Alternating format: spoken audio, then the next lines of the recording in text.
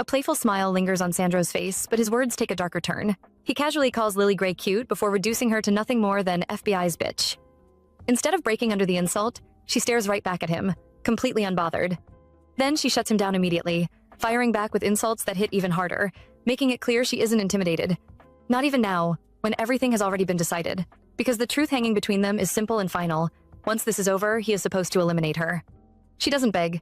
Instead, she leans into her fate and tells him to do it already, almost daring him to prove he has the nerve. Sandro raises the pistol and aims it straight at her.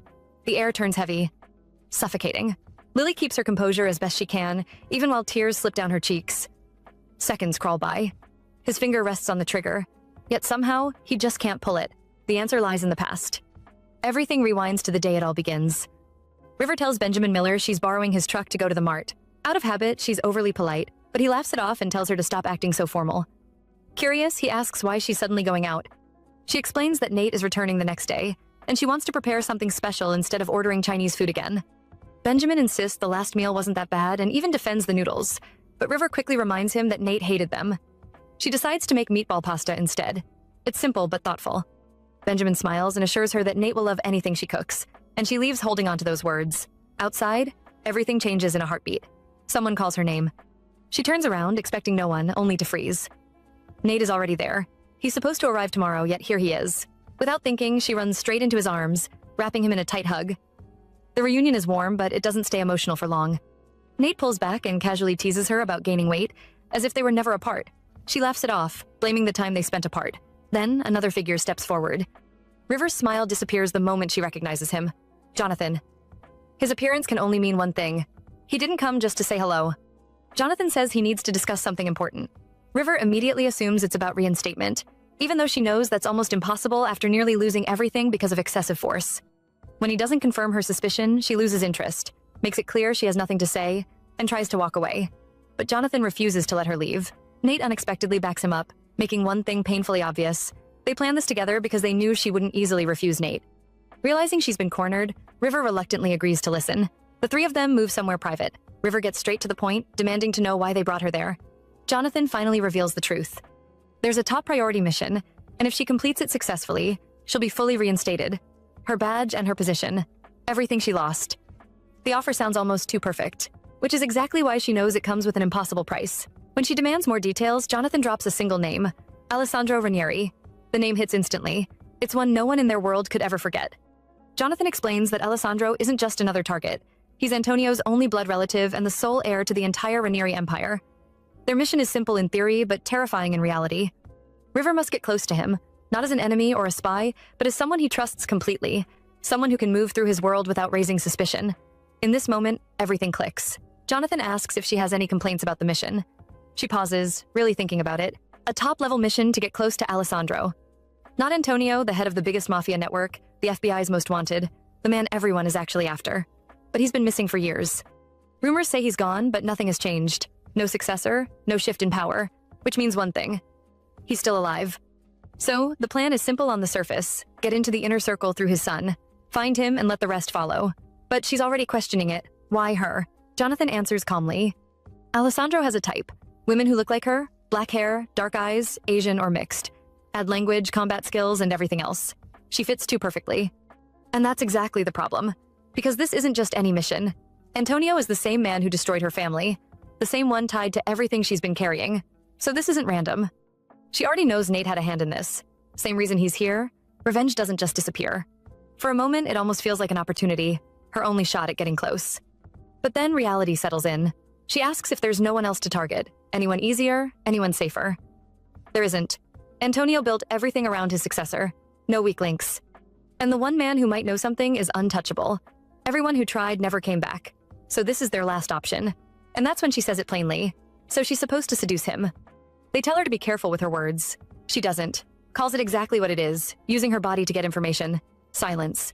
Then confirmation. And that silence says more than anything else. Now she's stuck. All the choices in front of her feel wrong. Nate tries to calm it down, telling her it's the best shot they have, promising he'll be there if things go bad. But she's not buying it, because she knows how this ends most times. This isn't just danger, it's walking straight into it alone. He keeps talking, trying to justify it, but it's not landing. She looks at him differently now, asks him how he could even suggest this knowing everything she's been through. Out of all missions, this is the one he brings to her. That part hits. She thought they were family. Clearly not like she believed. In the end, she makes her choice. Calm and firm. She's not doing it. Then a memory slips in. She's with a guy. Quiet, distant. She tries to get a reaction. Anything. Nothing. Just sitting there, drinking. She looks at him, already bored. And call it out. He's just dull. In the office, she's being questioned. Why fire 6 shots when 2 would have been enough? Why shoot after the suspect claimed he surrendered? To them, it's excessive force. But that's not how it happened. The man who attacked the kindergarten wasn't surrendering. He was unstable. High, unpredictable. In the middle of it all, a young nursery teacher had already lost her life. When she told him to drop the gun, he said he would. She asked him to put his hands on his head and get down. One hand went up, the other slipped into his jacket. He muttered about the drugs. That was enough. She fired. Even now, she knows she stopped something worse. But her life twisted from that day. The media tore into her. Colleagues turned cold. Every move was questioned. She had already been suspended once, yet now they're calling her the only suitable option. Her mind drifts back. A hospital room. Uncle Ben apologizing, saying he couldn't save her parents. Telling her not to resent the people who took them in. They had no one else. Years ago, the FBI got intel on the Ranieri family developing a new drug. Her parents went undercover, earned trust, moved freely in Antonio's world. It was perfect. Until it wasn't. Antonio's son exposed everything. Their identities, their plan. While she and her mother were trying to escape, her father stayed behind and didn't make it. Ben barely got out. By the time he returned, the place was burning. He found her alive. Just barely. That was all that remained. People either forget or hold on to revenge. Ben chose to step away, living quietly. She didn't. She refuses to be that helpless child again. Her goal is clear. Make people like Antonio pay and stop more lives from being destroyed. After sitting with it, she picks up her phone and makes the call. She accepts the offer. Meanwhile, Alessandro is in his own world. Reading a letter, calm, controlled. He's informed that goods taken in Nigeria have been recovered and future deals will move through Morocco. He adjusts the plan immediately, strengthens Morocco, built a new route for Nigeria, and secured West Africa. Then comes another issue. Families connected to a problem group still remain. To him, it's minor. The instruction is simple. Deal with the women and children, eliminate the rest. A message comes in about a party. New collaborators will be there. Damiano is backing him, which sends a message on its own. Still, he doesn't like people getting ideas, mentioning a name he hasn't heard in a while. Giuseppe. He reflects on his father's actions, the chaos left behind, the gaps in manpower. Even in hiding, his father is still shaping everything. He calls him a lion cub, but it's clear he's no longer one. He's been trained for this. To lead. To rule through force when needed. They recall what happened to Giuseppe, a reminder of how things end for those who misstep. When asked what to report, he chooses to handle it himself. Gives instructions, sends the messenger away, then silence. He takes a breath and notes how quiet it's been. At the temporary headquarters in Italy, a woman watches the entrance, carefully noting everyone who walks in. Sophia Rossetti. She quickly recognizes them and points out that Nate and River arrived earlier than expected. She explains that Jonathan is currently in charge here, but he's away in Milan meeting Federico. River catches that detail immediately. It sounds like he got promoted while she was out. Sophia keeps it professional. Luggage and personal phones have to go. No personal devices during the mission. River hands hers over without hesitation and is given a replacement, something far more advanced than a regular phone. She's told to wait in the conference room while her things are taken upstairs.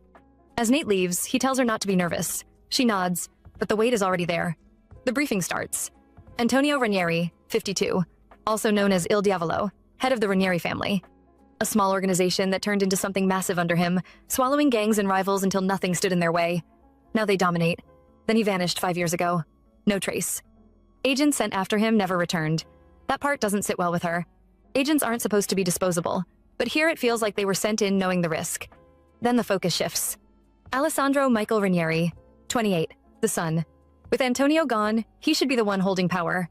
He stays out of the public eye, but his reputation speaks louder than appearances ever could. They call him the Angel of Death, a name earned after wiping out an entire group on his own. Her role is laid out clearly.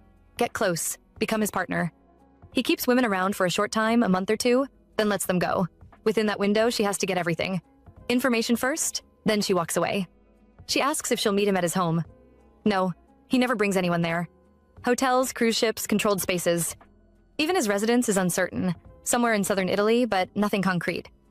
There's a window. 2 weeks before a major meeting in Milan, a party where he's expected to show up. That's her opening. She stays close, waits, then moves. There's also an undercover agent already inside their circle, someone who has survived long enough to earn trust. He'll be the one to get her into that party. Then she's handed a file. Federico Marvich. Lily Gray. She flips through it and pauses. Everything is there. Name, age, background, a full life written out in detail. That's who she is now. 1 month to prepare, no room for mistakes. The man in charge warns her not to repeat past errors. No reckless moves. They need information this time. She doesn't react much, but she makes it clear she hasn't forgotten. When she asks what happens if this operation ever becomes public, he questions her tone. She doesn't back down. If something goes wrong, she won't carry the blame alone. As she leaves, he adds one last thing. Her records are gone, temporarily erased. River Winstead no longer exists. But she already made up her mind long before this. Becoming Lily Gray isn't easy, but she adapts fast, memorizing details like it's nothing. That's expected from someone who topped her class. On the second night, Sophia wakes her up just to test her. Random questions, social security numbers, background checks. She passes without slipping. Then comes the harder part. Lily studied art history and worked as a curator. That's not random. Alessandro is known to have a deep interest in art, so she studies. Volumes of it. Page after page. If she didn't already like reading, this would have broken her focus. Her days blur together, learning how to clone phones, plant backdoors, detect hidden bugs, every skill sharpened. Every gap closed. Then the procedure. Third day of her cycle, the best timing for an implant. The doctor asks routine questions, experience, and medical history. For a moment, she hesitates. Telling the truth could cost her the mission. So, she doesn't. The procedure goes ahead. She's told the implant is reliable as long as everything stays consistent.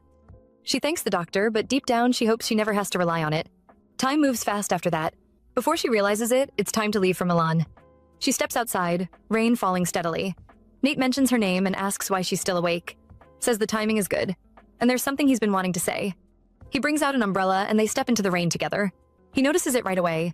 She's smoking again. He thought she quit before the suspension. She admits she did, but started again after, and says the campsite guests have been giving her a headache. He watches her for a moment and asks if she's scared to meet an old friend again. She throws it back at him, asks if he would believe her if she said no.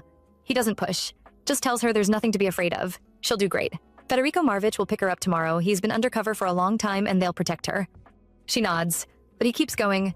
If it gets even a little dangerous or if she wants out, she should say the word and he'll pull her out immediately, no matter the stakes. Then he calls her Seol Ha. She notices the look on his face. She's seen it before, a few times, and it always means the same thing. This time he says it clearly. When everything is over, he hopes she'll accept his feelings. He's a good man. With him, life could be simple. Love, peace, something normal. But that's exactly why she can't accept it. She reminds him not to call her that name. The scar from years ago hasn't healed. Then she walks away, leaving him with one promise. They'll meet again alive. The day comes. She's dressed perfectly for it. In the car, Federico looks at her and says she's even prettier in person, then checks if she needs his real name. She takes his hand and introduces herself as Lily. Not long after, she adjusts her gown. The hem feels too short and it's bothering her. He tells her not to stress, says women look better when they show a little skin. She doesn't react much, but in her head, she's already decided he's ridiculous. An agent, yet still rough like a street thug. She shifts the conversation to business. He explains the venue. 2 floors. Upstairs is restricted to core members and women chosen for a certain purpose. That tells her enough. Inside, the place looks refined, almost too clean for what it really is. If she hadn't surrendered her weapons at the entrance, she could almost mistake it for a normal party. She starts observing quietly, taking everything in. Not long after, someone approaches her, trying to talk. She declines politely, makes it clear she didn't come alone. He backs off. Across the room, the mood is different. He's already irritated. Came all the way to Milan, only to hear Damiano isn't even here. The place feels off. Too many women, not enough balance. It looks like a setup, like they're trying to push someone toward making a choice. Maybe even leaving something behind. He doesn't like it. Federico walks up to him, loud as usual, saying he brought his niece this time, Lily Gray. Starts explaining her background without being asked, pointing her out openly. Alessandro finds him annoying, loud, careless, useful but not someone he wants close. Federico calls her over, drawing attention without hesitation, asking if she isn't beautiful. Alessandro looks at her. Just once. Then tells them to bring her to him. She watches him walk away, and for a second, it feels like everything just collapsed, like the plan failed. But then Federico calls her over, telling her to come upstairs, and she realizes it didn't. Not at all. He even says she should consider herself lucky. It's the first time Alessandro is picking a woman this fast. Says he's probably in a low mood. She cuts him off immediately, tells him to keep quiet unless it's necessary. He takes her over. She sits beside him, calm on the outside. Federico starts introducing her again, talking too much, mentioning her work as a curator, saying she wanted time off, so he brought her along. Then he tells her to show what she can do. Alessandro doesn't even entertain it, just tells him to leave. For a moment, it looks like he's about to leave with her too, but then he stops, tells her to stay. Now it's just the two of them. He asks simple things. her name, her age, how long she's staying. She answers. Then he leans in, closing the space between them, his hand moving without hesitation. She doesn't want it, not the closeness, not anything that comes with it. Just like that, he pulls away and heads to the bar, pours himself a drink.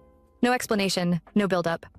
On his way out, he only says one thing. He'll see her next time. That's it. Another man approaches her after, hands her a card. Says he'll pick her up tomorrow by 4:30. Mentions her hotel like it's already known. She confirms it quietly. In her head, it already feels like a decision made without her. A date set without asking. Very much his style. Back at the hotel, she's on a call with Nate. She apologizes first, saying Federico took a wrong turn earlier. He asks how it went. She keeps it simple, she met the target. Not much conversation, but she got the driver's card. He'll pick her up tomorrow. He asks where they're going. She says she doesn't know yet. Her mind drifts for a second, remembering what she was told. She just hopes he isn't the type to move from one person to another carelessly. Nate pauses, then asks if there's anything she hasn't mentioned. She stays quiet. He presses a bit, tells her to be honest or he'll connect her to Sophia. She understands what he's really asking, so she answers directly. Even if something like that happened, she's not inexperienced. She's an agent, but nothing happened. Not today. She knows how important this mission is and she'll report everything properly. No need to question it. He backs off, apologizes. She ends the call, says she's tired. The line goes dead. She already knows why he asked. It's not just the mission. He cares. But that's not something she can return, and she's not about to carry that on top of everything else. Her thoughts shift again. Back to him. He's changed. Taller, stronger, nothing like before. And she knows one thing. She's changed too. The next day, she arrives at Galleria Fiori. Not a hotel, not anything close to what she expected. An art museum. For a moment, she wonders if he's not the type to take women straight to bed after all. The driver opens the door and tells her the Sadacapo is inside and he'll wait outside. She thanks him and steps in. Most of what she knows about his partners came from Federico, so now she's questioning it. Maybe the information was wrong. Or maybe Alessandro changed. She leans toward the first. A staff member greets her with a smile and says her companion is waiting in the exhibition hall. As she walks in, it feels almost empty. Just staff, no crowd. It clicks quickly. He must have rented the entire place. Every piece around her is something she's only seen in books. Real, priceless, carefully placed. She takes it in, but at the same time, she's already wondering how long this is going to last. She didn't come all this way just to look at paintings. She tries to start a conversation, asks if he has a favorite painter. No response. Instead, he asks her. She answers anyway, talks about what she likes, keeps it flowing. When it's his turn, he finally speaks. Names a few, and she picks it up from there, expanding on it. The conversation moves, but slowly. Before she realizes it, they're already at the last piece. At this rate, she's getting nothing. So she asks directly, why bring her here? It can't just be for art. He asks if he needs a reason. She answers honestly. She doesn't know what he wants from her. He steps closer, turns it back on her, asks if not knowing is what's making her uneasy. Then he closes the gap completely, pulls her to the wall and kisses her. It's sudden, deliberate, enough to throw her off balance for a moment. When he pulls back, he asks if that's what she meant. She admits it is. He tells her not to worry, it's not like he doesn't have his own reasons.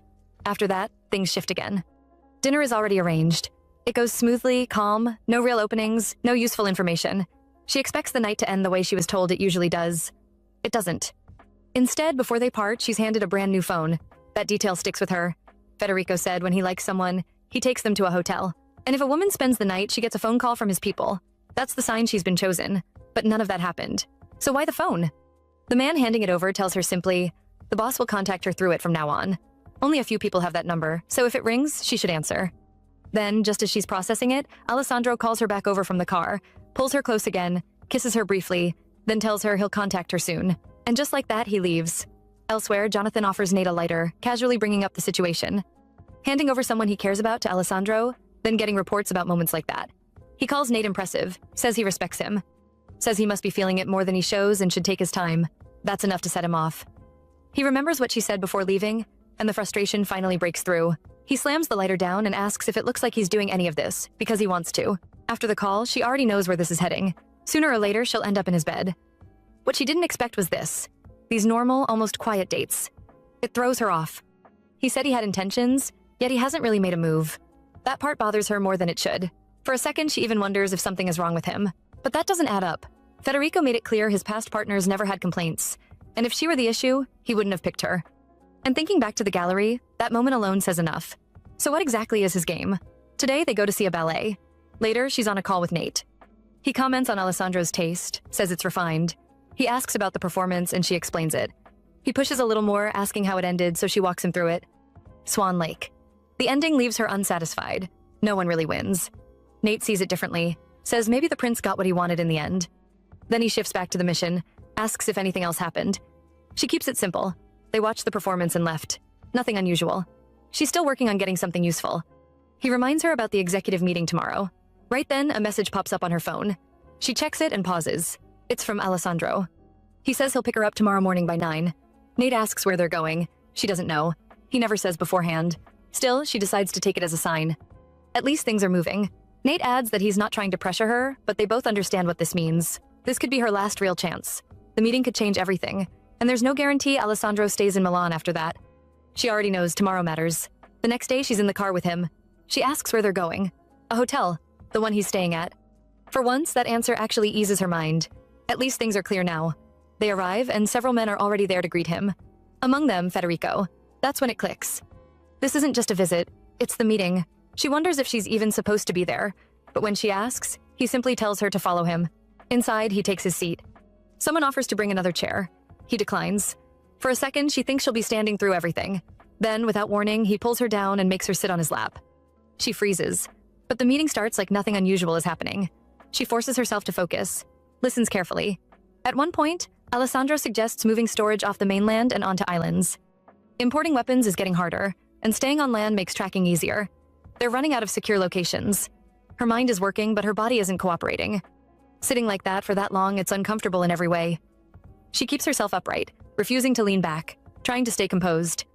The others respond, saying they've already started scouting isolated islands. Some warehouses are even under construction. She pieces it together quickly. Places like Greece or Croatia would fit. Weak oversight, easier movement. The discussion continues. Then someone brings up Antonio. Any word from him? That question shifts everything. For 2 years, nothing. No trace. She looks at Alessandro, waiting, hoping he says something. Alessandro doesn't answer the question straight. Instead, he looks at the man and asks why he's even bringing it up now.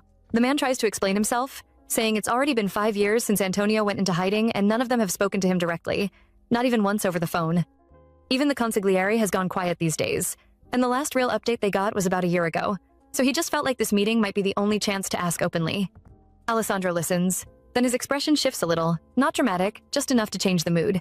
He asks if the man has something to report to his father that he can't pass through him. That question lands immediately. The man backs down fast, correcting himself, saying that's not what he meant. Alessandro doesn't stretch it. He simply says time is up, that he has other things to attend to, and the meeting should end here. The rest can wait till tomorrow. Then he turns to Lily and tells her they're going upstairs. As she follows him, she's already thinking. That timing was too convenient. He definitely used her presence as a reason to cut the meeting short. But then another thought creeps in. Is he hiding where his father is? Or does he actually not know anything either? She walks behind him quietly, but in her head, she's already made up her mind. This time, she has to get something out of him, no matter how small. They step into the room and she pauses for a second. This place doesn't feel like a regular hotel room. It's too spacious, too arranged, almost like a private residence. He casually tells her to make herself comfortable, like this is nothing new. Then there's a knock on the door. The same man from earlier walks in. She recognizes him immediately. He asks if there are any instructions since the meeting has been extended to tomorrow. Alessandro says not yet and tells him to stay on standby until then. He adds that he'll reach out if anything comes up, but the man doesn't leave. Instead, he walks up to her and introduces himself properly. Paolo Verolini. She accepts the handshake, tells him to call her Lily, and even adds that his English is really good. He responds that it's basic for someone in his line of work, especially with how international everything is. In her head, she's already connecting things. This is someone close to Alessandro. Not originally part of the family, but now clearly trusted. That means information. So she decides to try. She brings up Alessandro's father casually, like it's just small talk. Paolo catches it immediately and asks if she means Antonio. She confirms and frames it like concern, saying it must be a difficult position for Alessandro with everything going on. Paolo downplays it, saying it's not as serious as it sounds, just something like internal tension. She doesn't stop there. She asks more, slowly, carefully. That's when he explains further. The family is divided into 2 sides. One side still supports Antonio, the other supports Alessandro. Both sides agree that Alessandro is the heir. No one is disputing that. The issue is timing. Some want him to step up and take over now, while others insist nothing should happen until Antonio's situation is confirmed. She takes that in, and it makes sense to her. With someone like Antonio, things wouldn't settle quietly, not even within his own family. Paolo adds that Alessandro himself hasn't taken a side. He's just handling the responsibilities and keeping things running, but she's still not satisfied. She keeps pushing, asking questions that slowly get closer to what she actually wants to know. Then she says it plainly. Even if others don't know where Antonio is, his son should know. Paolo goes quiet. She tries again, more direct this time, asking if Alessandro knows where his father is. Still nothing. He looks like he wants to say something, pauses, then shuts it down completely and turns away. And that's when it clicks for her. He was never here to give her anything. He was just watching, making sure nothing goes out of line. Then Alessandro steps out, a towel wrapped around his waist like it's completely normal. Her thoughts shift immediately. She asks if she should go wash up. He tells her it's up to her. Then casually adds that if she needs anything, he can have Paolo get it. Before she can even process that, he calls out and tells Paolo to bring a bathrobe and some new women's underwear. His subordinate keeps stepping in and out, and she starts noticing it. It throws her off a bit. Earlier, when he came out with nothing but a towel, she thought that was the moment everything would shift. But now it's different. He's just there, calm, working, while she's sitting in the living room like this is normal. She considers going the simple route, just trying to seduce him directly, but something tells her it might not work, so she switches tactics. If she wants his attention, she has to meet him where his mind is. So she brings up the meeting, asks if he's worried about what happened earlier, mentions that Paolo hinted at issues tied to his father. He answers without much emotion, says it's nothing new. That problem has been there for a long time. They just kept it hidden well enough that even the police only recently caught on to the split. She watches him, then asks again, more carefully, if it still bothers him. He looks at her, and instead of pressing directly, she shifts the conversation. She brings up the last painting they saw. The reinterpretation of Caravaggio. That gets his attention. He asks if she means the incredulity of St. Thomas, and for the first time, he actually talks more. She follows his lead, adding her own thoughts, pointing out how it captures fear and the idea of overwhelming power. Then she connects it. Says she noticed something similar in the conference room. The way everyone looked at him, the fear, but also something else. Maybe some of them are even more afraid of his father. She brings up what she heard, that Antonio was an overwhelming force within the family. That kind of presence doesn't just disappear without leaving something behind. Now that it's gone, even temporarily, it creates uncertainty. And people like that don't like uncertainty, so they start looking for something to hold on to again. A leash. He listens quietly, then asks her to continue, because it sounds like she has an idea. She does. She tells him it's simple. If dominance comes from overwhelming fear, then he just needs to become something even more overwhelming than his father. Something they can't ignore. Something they can't resist following. At first they might resist, push back a little, but eventually they'll adjust. They'll accept it. He smiles at that, tells her to come closer. She does. His hand moves to her, and he notes how she acted just now, says it was cute. Then he leans in and kisses her. He notices the small details too, like how she bites her lips, and tells her not to act innocent in front of him. He pulls her down gently, and the distance between them disappears again. She tries to stay composed, but her body doesn't fully cooperate. When he tells her to relax, that's when she realizes it. Her eyes are wet, and she didn't even notice when it started. He pulls back a little, then casually says he's never made a woman react like that just from a kiss, like it actually caught his attention. After that, he stops and helps her sit up properly instead of continuing. She looks at him, confused, and asks why. If he's not going to continue, then what was that? He just says it simply. Because he likes her. And that answer, it doesn't even help. It's too simple, almost frustrating. Normally, she can read people easily, just from talking, from eye contact, from the way they react. She always knows what someone wants. But with him, nothing is landing. It's like everything just bounces off. At this point, she's already sure of one thing. He didn't just grow into this overnight. That kind of control, that unreadable expression, he must have built it over time. And considering how sharp he already is, it makes sense why he's sitting at the top this young. Still, being this hard to read is something else entirely. Then, just like that, he changes the topic. Tells her to go back and pack her things because they're leaving tomorrow. She pauses, confused again, and asks what he means. He reminds her that she said she's on vacation for 3 months, then calmly tells her to stay by his side for the rest of it. She asks where they're even going. His answer is simple. His home. That's when everything in her head just stops for a second. This is the same person who never brings any woman home. That was clear from everything she learned. And now he's saying this so casually, like it's nothing. This isn't how this was supposed to go. Her role was to get close, gather information, and leave. Not stay with him, not live with him. Even trained agents would think twice about something like that. Yes, it could be the perfect chance to get deeper information, but the risk is just as high. If anything goes wrong, there's no way out. She already knows she's not doing that. Not like this. So she calls Nate immediately. He picks up and even mentions she's calling earlier than usual. She doesn't waste time and starts explaining everything that just happened. He's surprised too. Mentions that Alessandro has never taken a partner to something like a work event before, and now this. Inviting her to his house. She tells him about the meeting, about tomorrow, about how things are already shifting too fast. Then she says it clearly. She wants to quit. She knows the mission is important, but if she had known it would turn into this, being around him all the time like this, she wouldn't have even started. Nate tries to calm her down, but she's not having it. She keeps pushing, and eventually he says he'll report it first. The call ends. Now she's just there with her thoughts, and for the first time, she admits it to herself. She's not confident handling him anymore. If it was someone else, maybe she could manage. She's dealt with worse in different ways. But this? She can't even read him. Can't predict him. That alone makes it harder than anything else. Her phone rings again. It's Nate. And when she picks up, he tells her the decision has been made. They want her to continue the mission. That's the order. She just goes quiet for a moment because that's not what she expected at all. For a second, she actually thinks it's a joke, like he's not serious. But Nate tells her to listen carefully, and his tone already says enough. He reminds her that he warned her about this point, that once things reach here, it won't be easy to deal with anymore because of how many things are involved. And she knows that too. She knows how big it is that Alessandro is taking her to his home. That alone is something that has never happened before. But that's exactly the problem. She asks him straight. What if she doesn't make it out of this? What's the point of reinstatement or revenge then? She's been pushing through all this because of her parents, because of everything that happened, but even with that, she's reaching her limit. She can't keep going like this. Nate doesn't back down. He tells her to think about it rationally, because this is bigger than just her. That house is somewhere even members of the organization can't easily access. They don't even know where it is, and now she's about to walk right into it. If they miss this chance, it could take years again to find Antonio. And during that time, nothing stops. The weapons, the drugs, everything continues like normal. Hearing that just makes it worse.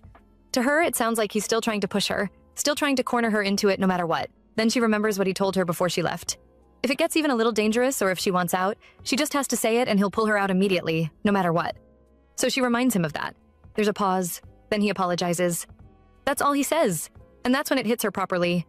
Her throat tightens and she has to hold herself together because everything is starting to feel very clear now. From the beginning, there was never anyone truly on her side here. She asks him one more thing. If he's okay with her not making it back, he tells her to survive somehow, that she can do it. That answer breaks whatever was left, because she really believed that at least he would be the one to pull her out if things went wrong. Now she's just standing there wondering what kind of man sends someone he claims to care about straight into something like this. Then it clicks in another way. Nate has always been like this. Whenever he wants something, he gets it.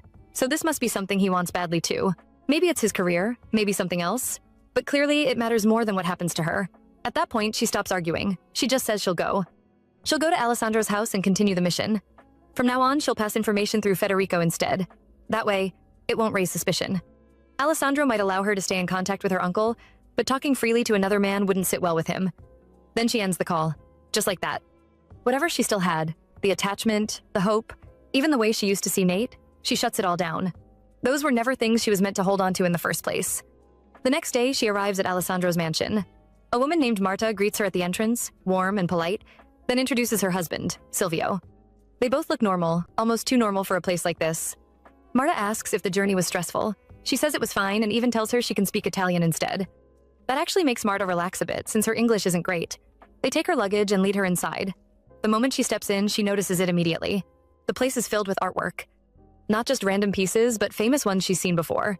It almost feels like a gallery. And then she spots the cameras. Subtle, but definitely there, watching everything. Marta tells her she can use anything in the kitchen whenever she wants. No restrictions. That sounds nice on the surface, but it just reminds her that she's being kept comfortable for a reason. She asks if Marta lives here full-time. Marta explains that the house is big but doesn't have many rooms, so she and her husband stay somewhere else nearby, about 20 minutes away. Still, they're always available if needed. They take her upstairs and show her around properly. Her room, Alessandro's room, the study. Everything is arranged neatly, nothing out of place. She notices the piano and mentions that she can play a little. Marta smiles at that, but quickly adds a warning. She shouldn't enter Alessandro's bedroom without permission because he doesn't like it. That part sticks with her immediately. In her head, she already knows it's not just about privacy. Someone like him wouldn't be that strict for no reason. There has to be something in there. Something important. And just like that, she adds it to her plan. She needs to find a way inside that room. That evening, she's seated across from him at dinner, everything looking expensive, perfectly arranged, but the silence in between them is just there, heavy and uncomfortable. It's the kind that makes you want to say anything just to break it. So she speaks. She asks about Marta and Silvio, if they've been working here for long. He answers casually, says it's been quite a while. Then he looks at her and asks why she's suddenly curious about them. She explains it simply. Earlier when they arrived, she noticed the way he greeted Marta, the 2 kisses on the cheek. It caught her off guard. For a moment, they didn't even look like employer and staff, more like a mother and her son, and before she can stop herself, the next line slips out. He's never been like that with her. The moment she hears herself, she already knows that didn't come out right. He picks up on it immediately and asks if she wanted to be greeted like that too. She quickly brushes it off, says that's not what she meant. She was just curious, that's all. It just seemed like they've known each other for a long time. He pauses, then explains. Marta and Silvio used to work under his mother, low-ranking members back then. At some point, he helped them with something.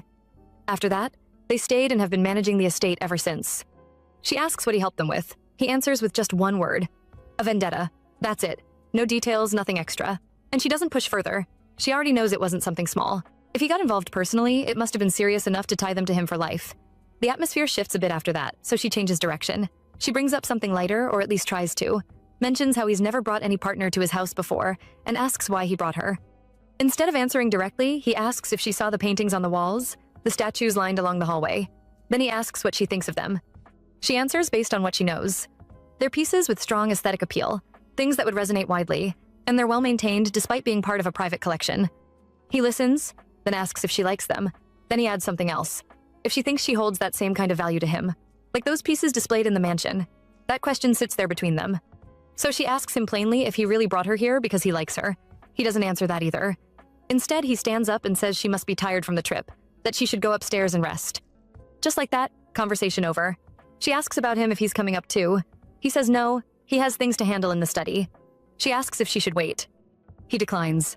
And that's it for the night. The next morning, she goes to find Marta in the kitchen and offers to help with breakfast. Marta tells her it's not necessary, but she insists, saying it'll be faster if they do it together. Marta gives in and tells her they're making soup. As they start, she casually brings something up. Says she wanted to take a quick look at the study since she didn't see it properly yesterday.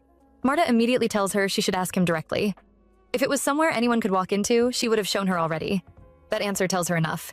It's restricted, but maybe not completely out of reach. Not like the bedroom. So now she starts thinking, what could she use to get permission? Something that would actually interest him. She asks another question, shifts the topic again.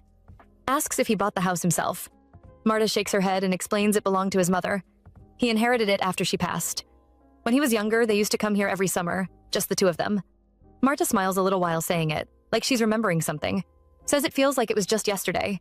River notices the change in her expression and asks what his mother was like. Marta goes quiet. For a second, she thinks maybe she didn't hear her, so she adds that she imagined she must have been a good person. That's when Marta cuts in. Her tone changes completely. She tells her there are rules in this house. First, she must never enter the young master's bedroom. Second, she must not speak about what happens in this house to anyone else. And third, under no circumstance should she bring up his mother in front of him. She asks if she understands. River apologizes immediately. Marta takes a breath and softens a little, saying she shouldn't have brought it up so suddenly, but since she's staying here longer than just a day or two, she needs to know. She starts to explain further, mentioning his mother again, but before she can finish, Paolo walks in. He greets Lily casually and says he's here to handle what they discussed last night. Then he asks for her phone and passport. She hesitates for a second, surprised, and asks why. He explains it's just for safekeeping. They won't go through anything. She asks if that means she won't be able to use her phone anymore, since she still wants to contact her uncle sometimes. He tells her that won't be a problem. They'll give her a new phone for that. He hands her a box. She opens it and pauses for a second, clearly not expecting what she sees inside. River considers the situation a complete disaster. The more she thinks about it, the more complicated everything becomes. She can't figure out what Alessandro is truly trying to achieve, but one thing is obvious. Paolo is doing everything possible to stop his boss's lover from contacting anyone except her uncle. With no clear answers, she is left alone with her thoughts. Alessandro left earlier that morning and still hasn't returned. Marta and Silvio should have already gone home, leaving the entire place strangely quiet. The silence feels unusual, almost unsettling compared to how things normally are. With nothing else to do, she decides she might as well try to sleep earlier than usual. But before she can leave, her eyes fall on the piano. Drawn by curiosity, River sits down and begins to play. The soft melody slowly fills the empty room, creating a rare moment of peace. She becomes lost in the music until a voice suddenly calls her Bach, a famous musician known for his incredible compositions. Startled, she turns around and finds Alessandro standing there. She immediately wonders when he arrived, but instead of answering, he simply compliments her playing. He asks why she stopped, and River explains that it's already getting late. However, Alessandro tells her not to worry about anything else and encourages her to keep playing. As her fingers move across the keys again, she notices something written by Alessandro. The sight pulls her back to a memory from their childhood, a time when neither of them attended school because they were both homeschooled. She decides to slow the piece down and plays it once more. The song is called It's Been a Long Time. Alessandro asks when she learned to play the piano. River admits she was so young at the time that she barely remembers. Still, she believes she has become quite good at it. It was once a song she loved playing, but Alessandro questions whether that means she no longer likes it. River doesn't answer immediately. After a moment of silence, she tells him that someone who spends their life trapped in the past is not exactly appealing. Her words leave an impression on him. Alessandro admits that she may not realize it, but she constantly surprises him. No matter how many times he thinks he understands her, she always manages to defy his expectations in ways he never sees coming. And despite not knowing why, he finds himself wanting to keep her close, to make sure she never slips beyond his reach. Before River can respond, Alessandro pulls her closer and kisses her. She wonders if it's only her imagination, but she notices something different about him. He seems more persistent than usual, as if he is struggling to control the feelings he refuses to understand. He lifts her and places her on the piano, causing her to question whether a place like this is really appropriate. But Alessandro brushes off her concern, asking if there is a problem. To him, it doesn't matter. He tells her to consider it another form of playing. And as the quiet night continues, the piano that once carried memories of the past becomes the setting for a moment neither of them can easily forget. She notices the cameras don't cover the piano area. Even so, River still feels uncomfortable doing something like that there. The place feels too open, but Alessandro doesn't see a problem with it. In the end, they give in to the moment. So this part shifts back to when everything was much simpler, when she was still just a child.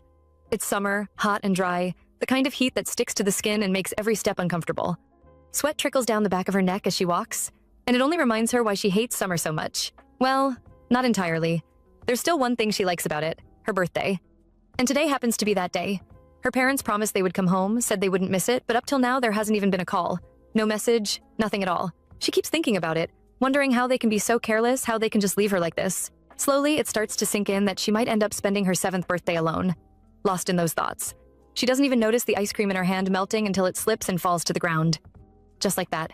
She stares at it for a moment, feeling even worse because she didn't get to finish it. Then she looks up and notices a bus stop across the road. It feels strange. She's never seen it there before. Her mom always tells her not to go out alone because it's dangerous, but in her mind, this feels different. If her parents find out she came all this way just to meet them, maybe they'll finally see how grown she is. Maybe they'll even be proud. Maybe they'll let her start school by autumn. Holding on to that thought, she decides to cross over and wait there. At least there's some shade. She starts running across the road, but halfway through, she notices a car coming fast. For a split second, she thinks about turning back. But before she can react, her foot hits a stone and she falls right in the middle of the road. Everything happens too quickly. She raises her hands instinctively to shield herself as the driver swerves hard, tires screeching, barely managing to stop in time. The door flies open and the driver steps out, already shouting, throwing insults without holding back. Then another door opens and a boy steps out. He immediately tells the driver to stop and walks toward her, calm and steady. There's something about him.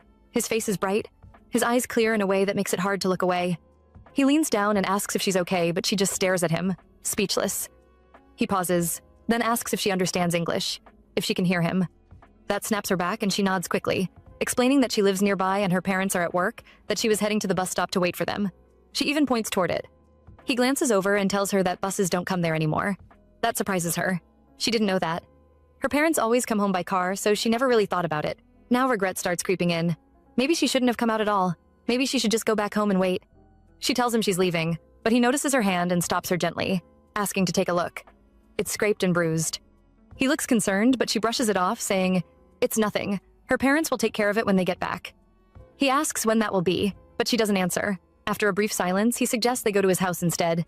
He says she got hurt because of him, so he should take responsibility.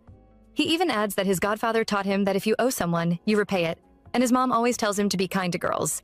Hearing that makes it harder to refuse. Somewhere in her mind, her mom's warning about strangers echoes, but looking at him, he doesn't feel dangerous. He just feels kind. He asks again if she'll come, and after a short hesitation, she agrees. He doesn't seem like a bad person anyway.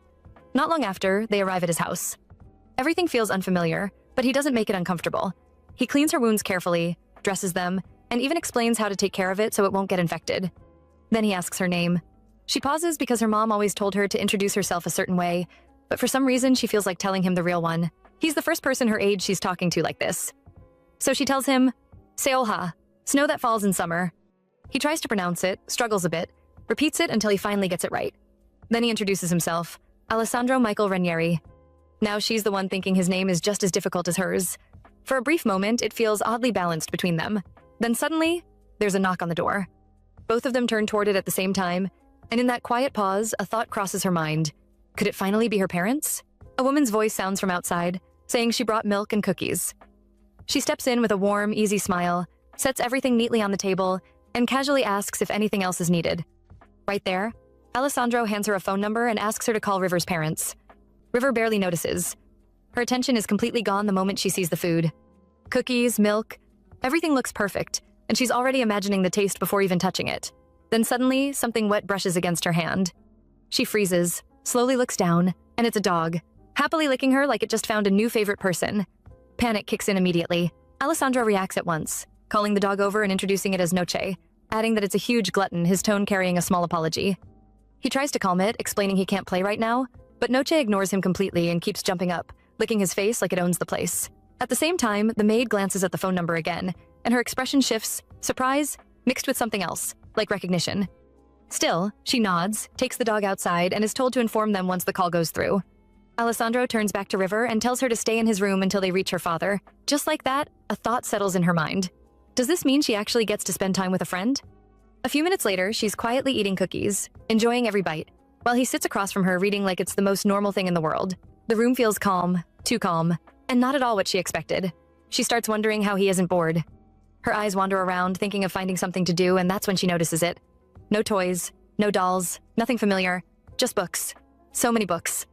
Does he really like reading that much? Doesn't it get lonely? Or even a little scary sleeping in a room like this? Curiosity gets the better of her, so she picks one up and opens it, then pauses.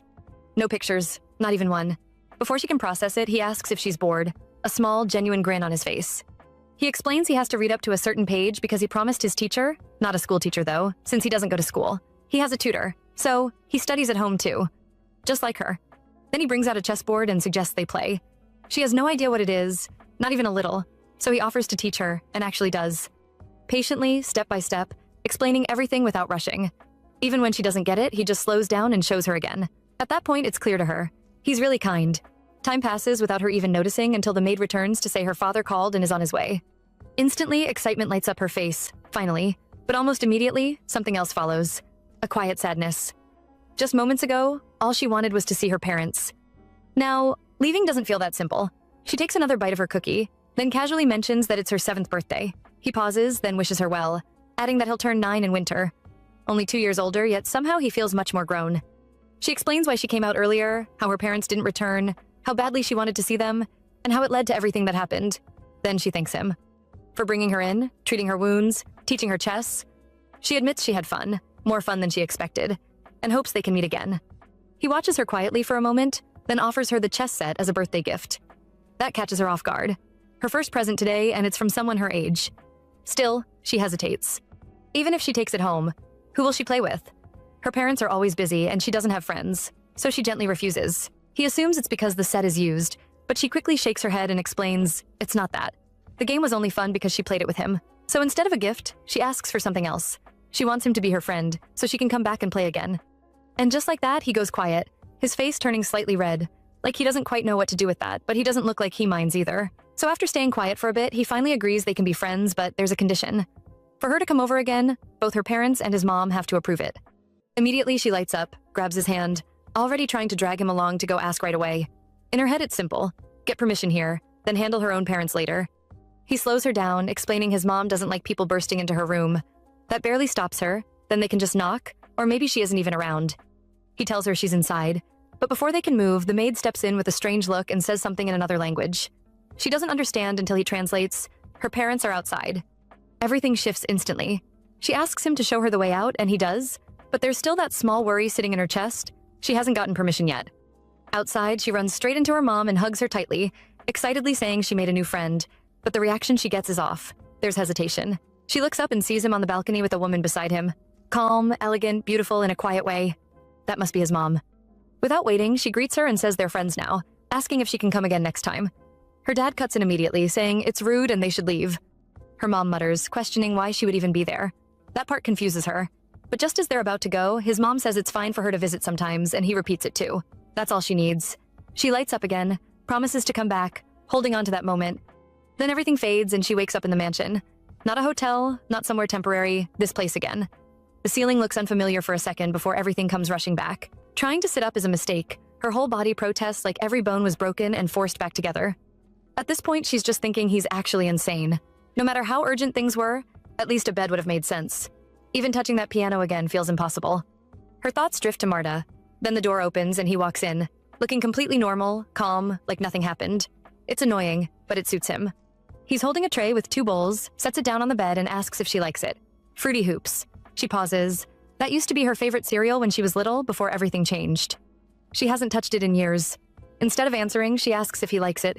He says it's the only cereal he's eaten since childhood, so she takes a spoonful. And just like that, the taste hits. Exactly the same. For a brief moment, it feels familiar. Then he casually mentions she passed out yesterday, says it must have been her first time based on how inexperienced she was, and asks why she didn't say anything. That question just hangs there. Because honestly, would it have changed anything? Thinking back, there was no room for logic with him. Saying it or not wouldn't have changed the outcome. Still, right now it's not about the truth. It's about giving him an answer that works. So she gives him an answer that sounds exactly like what he wants to hear. Says she didn't say anything because she wanted him to hold her, didn't want him to stop, so she kept quiet. In her head, that should be enough to settle it. Then she thanks him for the meal like everything is normal. He picks up a cherry, looks at her for a moment, and says he can't tell if that was brave or just reckless. Then he leans in, gives her a kiss, and pulls back when he notices how tense she looks. He tells her he doesn't intend to touch her, and that alone eases something in her chest because she was already thinking he might start again. For a second, it feels like she can finally rest. Then he leans closer and quietly adds that it's just for a while. That one line changes everything again, and her eyes widen instantly. A few hours later, she wakes up and decides to take a bath. Standing there, looking at her own body, she starts wondering how far things went the previous night. Then her attention shifts to a table nearby. There's a birth control pack and a pregnancy test kit sitting there. That throws her off. Maybe Marta left it there earlier, maybe not. Either way, one thing is already clear in her mind. What happened isn't a one-time thing.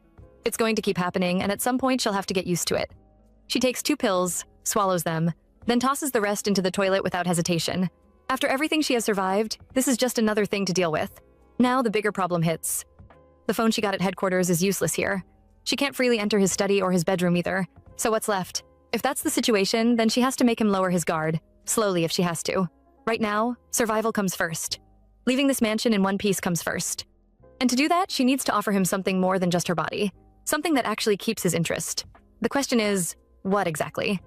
The next morning, she walks into the kitchen and greets Marta. Marta asks if she slept well and offers her some kale juice. She thanks her and asks about Alessandro. Marta says he went out to exercise, but the issue is he left without an umbrella and the weather looks like it could turn any minute. That's all she needs to hear. She offers to take it to him and asks which way he went, already seeing this as the perfect chance to be alone with him. It doesn't take long before she catches up. She tells him it looks like it might rain, so she brought an umbrella, then pauses. Because there's no umbrella in her hand. He asks where it is, and that's when it hits her. She apologizes, saying she thought she had it all along. At this point, there's nothing to do but move past it. The sky hasn't opened up yet anyway. She shifts the conversation, saying she likes exercising too and asks if she can join him every morning. He agrees easily and keeps moving. The path they're on is quiet, surrounded by scenery that almost doesn't feel real. She finds herself thinking she could run here every day and never get tired of it. He mentions that during winter the path gets muddy because of the rain, so she should enjoy it now. When it gets colder, he runs by the beach instead, which isn't far, though he doesn't go there often. That catches her attention immediately. If the sea is nearby, then the mansion can't be too far inland. Maybe if she studies the coastline, she can narrow down the location. So she brings it up casually, saying she likes the feeling of sand under her feet and the sound of waves. He doesn't respond, just silence. That makes her wonder if he even entertains small talk at all. So she switches tactics, runs ahead, turns to face him, and asks directly why he's been so busy lately. Every time he's around, he's locked in his study. He answers simply, says, it's just work, the nature of what he does, something she should already understand by now. And she does, probably more than he thinks. Arms deals, drug trade, everything tied to the Ranieri name. Any FBI agent would know that much. Then he turns it around. If her uncle brought her to that meeting, then she must already know who he is. And just like that, the conversation shifts again. She pauses for a moment, thinking it through carefully. All his previous partners were chosen by people he trusted, so the question isn't simple. The way he asked, it feels like he's really asking if her uncle brought her there on purpose, knowing exactly what would happen. So she answers in a balanced way, says it's partly true and partly not. That clearly doesn't satisfy him, so she explains that she went to Milan just to visit her uncle, and then suddenly he mentioned someone important he wanted her to meet and invited her to the party. The only thing she was told was that the man was important, nothing else, and she even had to beg just to get a name.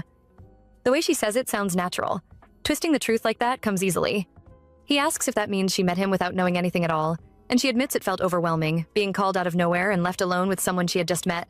Even after getting his driver's card, she still didn't understand what was going on. He studies her, almost like he's trying to measure that answer, then says that must have been difficult. She continues, saying she only learned who he really was after leaving the party, about the mafia and everything tied to his name.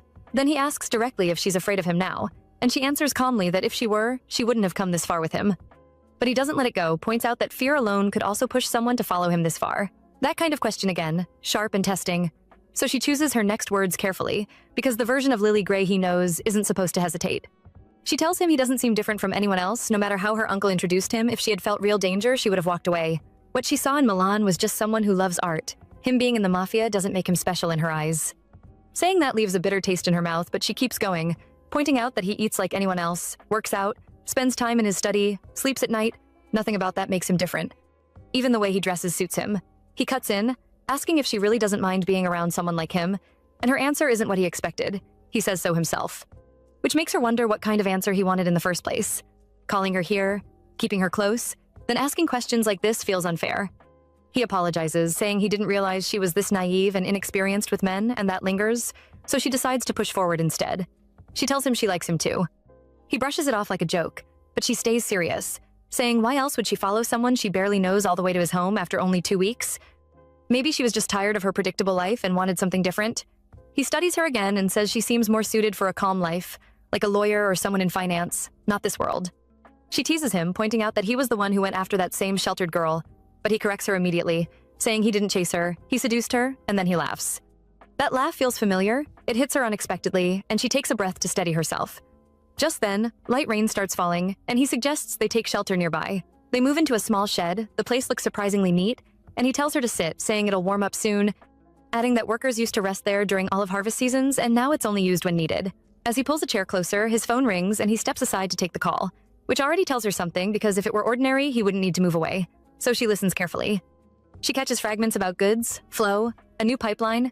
Nothing must be interrupted, which lines up with what she heard at the meeting. Weapons or drugs, maybe both. Then he mentions storage, and that makes her think of warehouses. Maybe outside Italy, somewhere like Greece or Cyprus. His tone shifts, firmer now, saying cost doesn't matter, but any disruption to distribution would be a problem. So whoever he's speaking to isn't just anyone. Probably someone important. She wishes he would say more, just a little more, but the call ends quickly.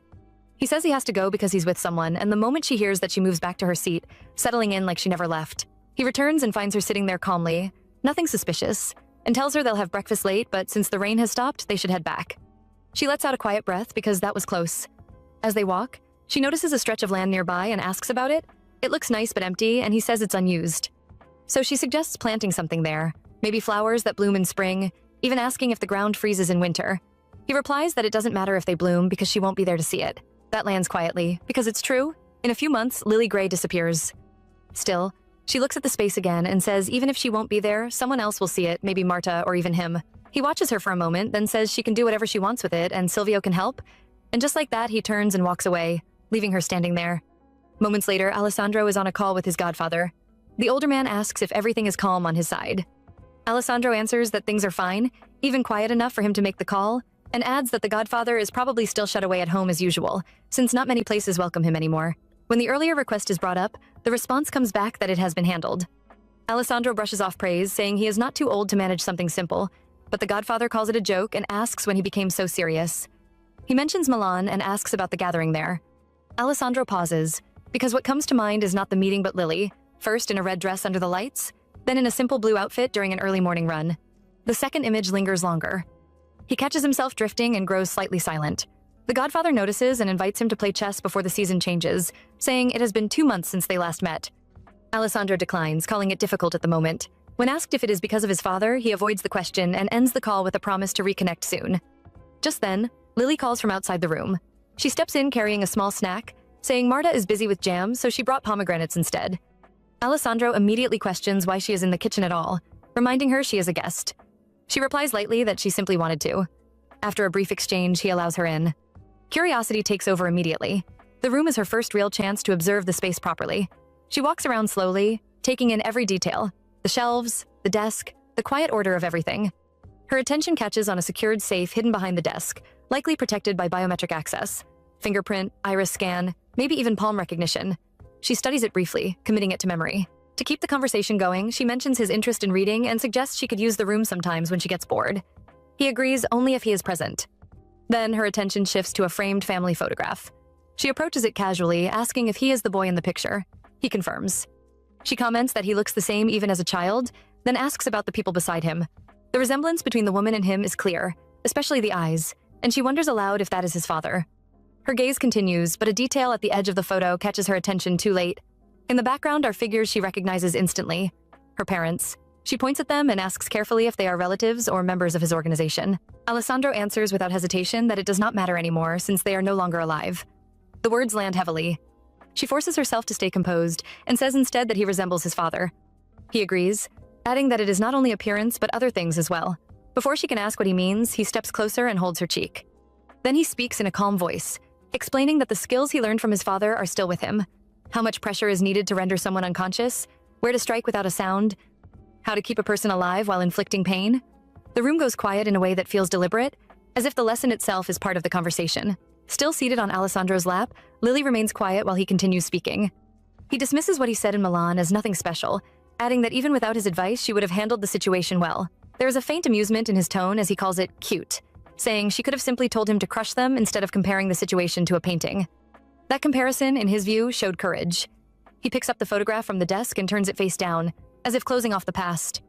Then he remarks that she is not like the others, certain people who crawl at others' feet just to survive. At this point, she cannot tell whether it is praise or something closer to a warning. His gaze drops to her lips again. This is the third time he says that she has been told not to bite them. He asks why she keeps doing it. Without hesitation, he uses his hand to gently stop her again, as if correcting a habit. She wonders why he is so focused on it and even asks if he dislikes it. The answer is the opposite. He says every time she does it, it makes him want to keep her from letting go. He leans in again, close enough that another kiss seems inevitable. Instinctively, she bites down again. He lets out a small smile, commenting that habits form quickly. Then, almost teasingly, he adds that she always seems eager to learn something new, maybe suggesting they would not stop there today. Before anything else can happen, Paolo arrives. The timing breaks the moment. Paolo pauses at the doorway when he sees them too close together, then quickly looks away, saying he can wait downstairs. Alessandro, however, tells him to come in. Paolo steps inside, but still avoids lingering on the scene, instead asking to speak privately. He is immediately instructed to wait. Alessandro turns back to Lily and tells her to step out for a moment. The instruction lands differently than expected. Earlier, she had been allowed to sit through an executive meeting, yet now she is being dismissed for a private discussion. Without argument, she stands and leaves the room. As she walks away, questions form in her mind. Whatever Paolo came to discuss is clearly not for her ears. It could be related to Antonio, or something even more sensitive. She forces herself to slow down her thoughts. Pushing too hard for information would only raise suspicion. For now, restraint is safer. She moves through the corridor and notices a cat wandering inside the mansion. It is not unusual. She has seen it around the gardens before, likely fed by Marta. She crouches slightly and pets it, murmuring that there is nothing for it to eat at the moment. Her mind drifts again back to Alessandro's reaction whenever Antonio is mentioned. The shift in his expression, the sharpness in his tone. It does not feel like simple business tension. It feels personal. Maybe Antonio is not just a father in the background. Maybe he is a rival or someone to surpass. The thought fits too easily. The cat suddenly moves away, stretching before scratching at a nearby piece of furniture. She moves to stop it, but her attention catches something odd in the wood, a hidden seam. On closer inspection, it looks like a concealed compartment, and when she presses a point, it opens. Inside is not what she expects. A bundle of items, including a cross, old clothing, and photographs that do not match anything from the Ranieri family archive she has seen before. Then she finds a torn wedding photo and carefully aligns the pieces, revealing Antonio Ranieri. Next are letters written across different dates and in different handwriting, all addressed to the same person, mentioning concerns about Antonio's growing position in the organization, warnings about movements and safety, a sapphire brooch meant as a birthday gift, and promises of meeting again. The name repeated across them is Lucrezia Verratti, later Lucrezia Ranieri, Alessandro's mother, believed to have died long ago. Her fingers pause over the documents. This is not just a memory box. It belongs to someone who was never truly forgotten. Later on, Nate is seen at a telephone booth speaking with his father, Benjamin. Benjamin immediately asks whether River is with him. He mentions that 39 refers to Italy, and that the current operation involves the Ranieri family. Nate responds calmly that he has nothing to disclose regarding that, reminding him that he already understands how things work and is more familiar with security protocols than anyone. He questions why his father is acting this way.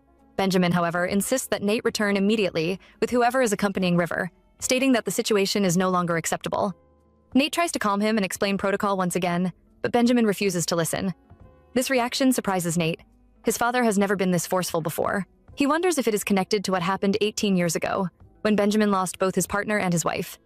That trauma must still weigh heavily on him, perhaps fueling his fear that history could repeat itself. Nate reassures him that they will return safely, but Benjamin rejects the assurance outright, calling him naive.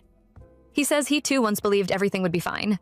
At that moment, a knock comes from outside the booth, signaling that Nate has already been speaking too long. He quickly bids his father farewell and ends the call. Later, during a meeting, Nate frowns as he reflects on what his father would have said if he knew the truth. That River, someone he sees almost like a daughter, is currently inside the Ranieri household, and that Nate himself played a part in placing her there. A man in the room brings up Marvich, and someone replies that it is nothing unusual for members to gain status within the family after introducing a partner. Others agree, though they still acknowledge his skill. Jonathan then speaks about River, suggesting she may be better suited for other types of tasks rather than field missions, implying she should be reassigned. That remark immediately irritates Nate. He questions why they would send an agent into a dangerous situation like that and speaks sharply against the comment. He has always noticed Jonathan's tendency to criticize River's performance excessively. Even during her suspension, instead of supporting her superior, he focused on her mistakes. River, however, has never once complained. A woman nearby tries to interrupt him, but Nate continues, stating that River is currently risking her life in the field and may not return alive. How can anyone suggest she be reassigned so casually? Does Jonathan have any sense of conscience at all? The woman apologizes and requests permission to leave with Nate Miller, stating they need to organize the supply room. Outside, Nate is led away and told to calm down. He is also reminded that this is not the time to get caught up in emotions. He is handed a lighter and tries to steady himself. She then asks what he hoped to achieve by reacting that way. Everyone already finds Jonathan difficult to deal with, but there is little they can do while Spencer remains in charge. Nate admits he could not stay silent and listen any longer. It hurts even more because on the day they voted, he personally voted against pulling River out, but later lied to her, saying it was an order from above. That day, only 4 people opposed her withdrawal: Jonathan, himself, and 3 others. Only Sophia argued that the agent's safety should come first, the same stance he should have taken. Now, speaking about it feels hypocritical, but Sophia cuts in, stating that this is not the time for regret or debate. Regret will not bring River back. She also reminds him that River made her own choice. If she could not escape, she chose to fight. And if things had gone differently, she could have walked away entirely, and Marvich could have covered it up by saying she left due to a family emergency. There was a moment when leaving was possible, but she stayed and fought instead. So instead of dwelling on guilt, they need to focus on bringing her back safely. Nate thanks her and agrees to continue the work, though emotionally he is still unsettled. The conversation leaves him with a clearer mind, even if his heart remains heavy. At that point, Sophia suddenly stops him again, saying she has important information about Alessandro's former partner, a retired lingerie model. She reveals that Courtney Lin, born to a Taiwanese mother and American father, was once at the height of her modeling career. However, after being involved in a drug scandal 2 years ago, she became the subject of intense media scrutiny and eventually disappeared from the industry. Rumors of her relationship with Alessandro had circulated within the FBI for years. Recently, she has been arrested in Tuscany for drug possession and is currently in custody awaiting extradition. Sophia suggests they meet her, as she may have useful information. Nate agrees. They arrange to see her as soon as possible. Lily stands by the window, watching the heavy rain pour endlessly, the sound filling the quiet mansion. The weather makes her uneasy. Marta and Silvio are away on vacation, and Paolo has not been seen since yesterday. Everything feels too still, almost suspiciously calm. Still, that silence gives her an opportunity. With no one around and Alessandro locked away in the prayer room all day, she decides it is the perfect time to go through the letters she found. Whatever he is doing in there, it clearly does not involve coming out anytime soon. The thought lingers though. Why the prayer room? It does not seem like a place someone would casually sit in for hours. She remembers the first time she saw it. Compared to the rest of the mansion, it looked untouched, almost frozen in time. Marta had called it the most beautiful place in the house because it remained exactly as it was before the renovations. There had been an old Bible inside, worn and aged, something that clearly had not been replaced in years. She had wanted to touch it then, but stopped herself, reminding herself that anything unrelated to the mission had no value. Marta had almost said more about what Alessandro does in that room, but quickly cut herself off and changed the subject, pulling her away to show the rooftop garden instead. Back in the present, Lily bends down and picks up one of the letters again. The handwriting suggests it came from Lucrezia's older brother. Slowly, a story begins to form. Lucrezia had been the beloved youngest daughter of a small-time boss, likely losing her family when their organization was absorbed before being forced into marriage with the enemy. One letter mentions her honeymoon being canceled due to poor health, urging her to rest. Another apologizes for not being there when she was discharged from the hospital. Then she finds one speaking of a funeral, held quietly but properly, with a caretaker hired for the cemetery. The main house had been sold according to instructions, but the villa was kept. That word catches her attention immediately. The villa must be this mansion. The letter expresses hope that once she recovers, she can come here to rest. As she continues reading, the tone of the letters feels less like normal communication and more like desperate encouragement.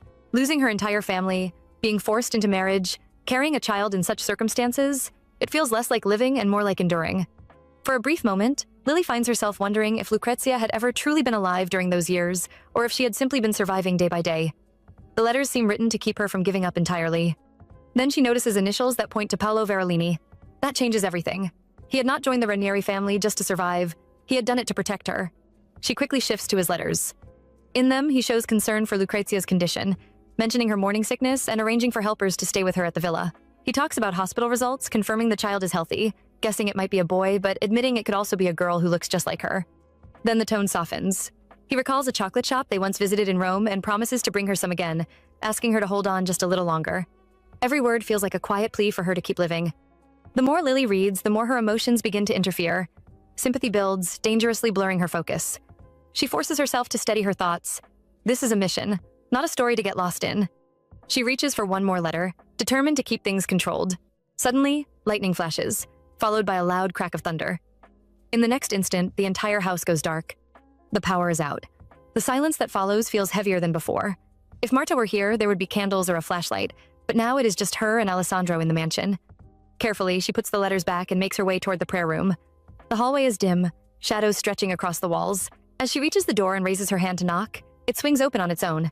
Alessandro is already there. He asks if she is looking for him, and though she is startled, he simply says he saw her shadow through the window. Then he asks why she came. Her words come out slightly uneven, but she manages to ask if she can come in. He allows it. Inside, the room feels the same yet different, unchanged in appearance but heavier in atmosphere. She casually mentions how it would have been nicer if the weather were clear, then asks what he has been doing all this time, whether he has been praying or thinking about something serious. His answer is vague. Both and neither. It becomes clear he is not in the mood to talk. She decides not to push further and says it feels like she is interrupting him. Just as she is about to leave, he asks if she believes in God. The question catches her off guard. It is not something he has ever brought up before.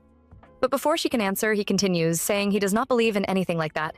To him, it is all meaningless, just something people use to comfort themselves. Humans, in his view, are nothing more than puppets, acting out roles on a stage, everything unfolding like some twisted joke rather than divine will. His gaze settles on her as he speaks. If that is the case, then her appearing here, right in front of him, must also be part of that joke, a setup, a role already assigned, and then, quietly but pointedly, he asks what exactly her role is supposed to be. Alessandro's question hangs in the air. What exactly is her role? Lily studies him for a moment, trying to read the expression on his face.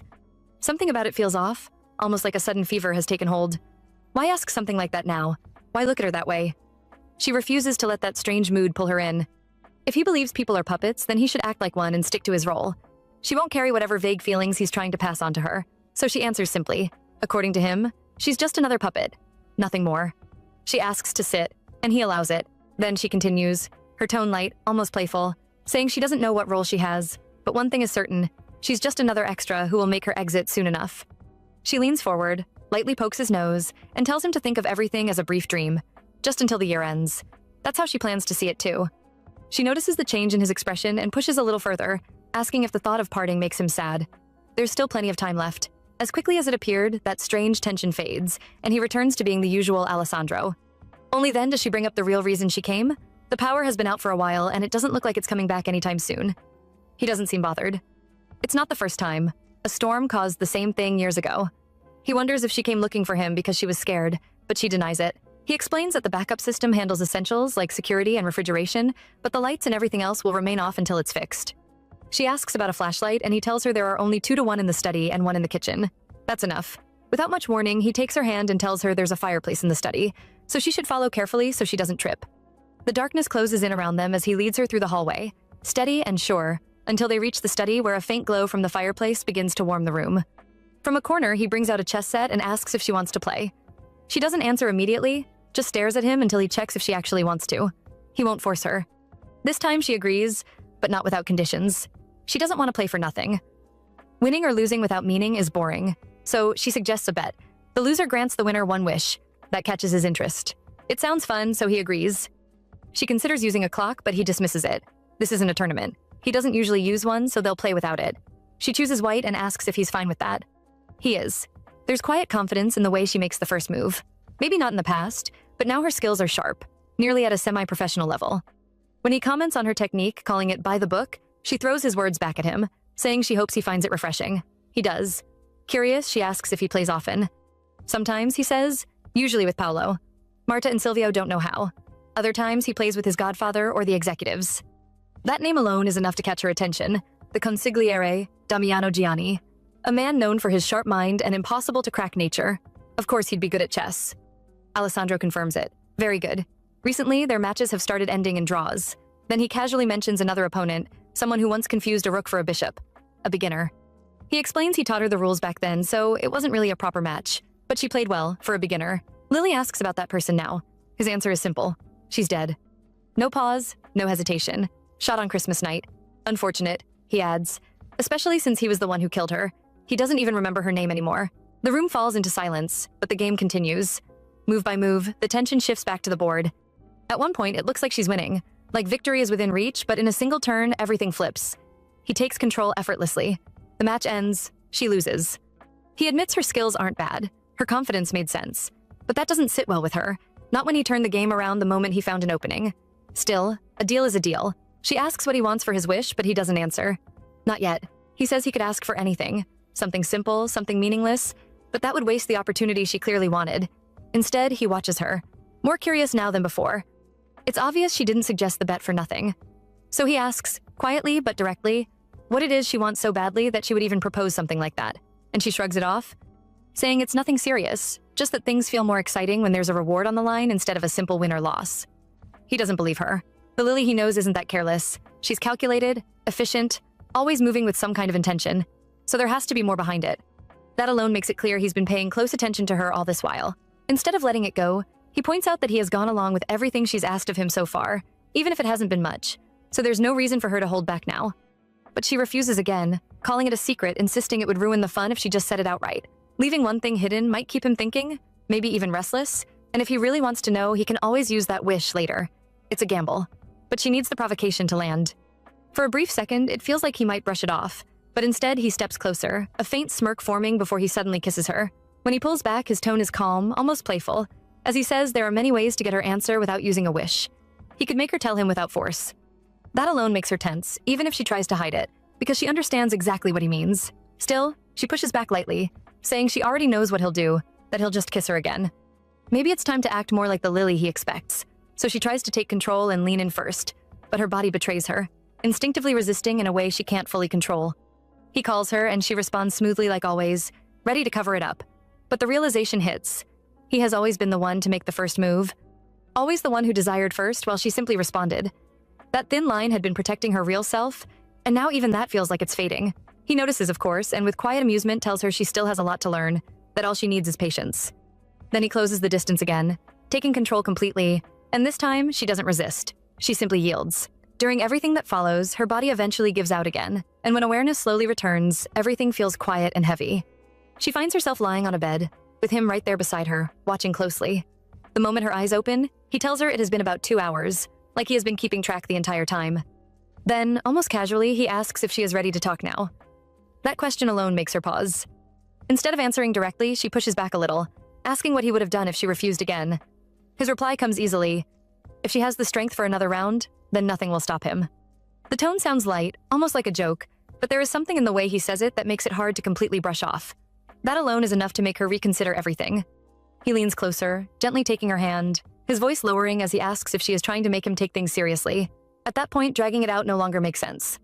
Pushing him any further will only make things worse for her, so she finally decides to speak.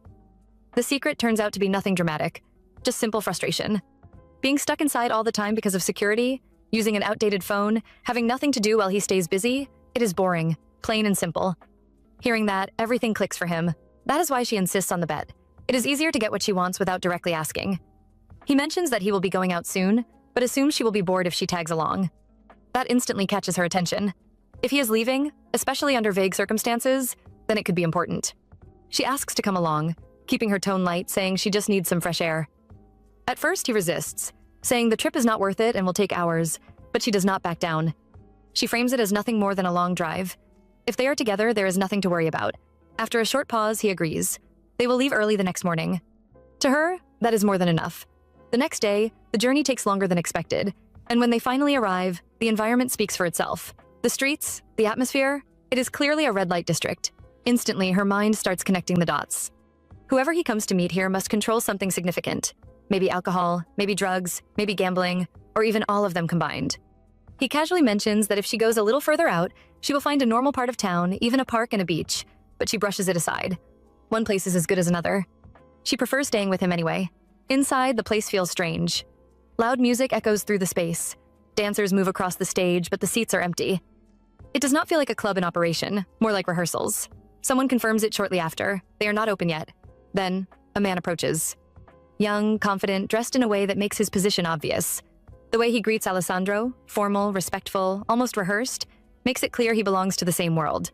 Massimo. The name does not carry much weight to her, which likely means he is still rising, not yet among the top ranks. But his behavior says enough. Ambitious, eager, the type to stay close to power and benefit from it. When he brings up rumors about her, Paolo immediately shuts it down, cutting the conversation short before it can go anywhere unnecessary. The discussion that follows feels oddly light, almost meaningless. It does not seem connected to anything serious, which only makes her more suspicious. Why travel all this way for something like this? Then everything shifts. Paolo checks his phone, his expression changing slightly before he leans in and whispers something. Whatever it is, it makes Alessandro stand immediately. He excuses himself and tells her to wait, saying he will not be long. And just like that, she is left alone. Massimo turns his attention fully to her. He repeats the rumors, asks for her name, compliments her appearance. His tone sounds polite, but there is something off about it, something that makes her skin crawl slightly. Still, she smiles, playing along, keeping everything under control. This is still part of the mission. Then he offers her something. He calls it something good, something she will definitely enjoy. That alone is enough to raise suspicion. When he finally hands it over, the truth becomes obvious without needing any explanation. Drugs. Enjoying this so far? Comment Lily for part 2. Until next time, ciao.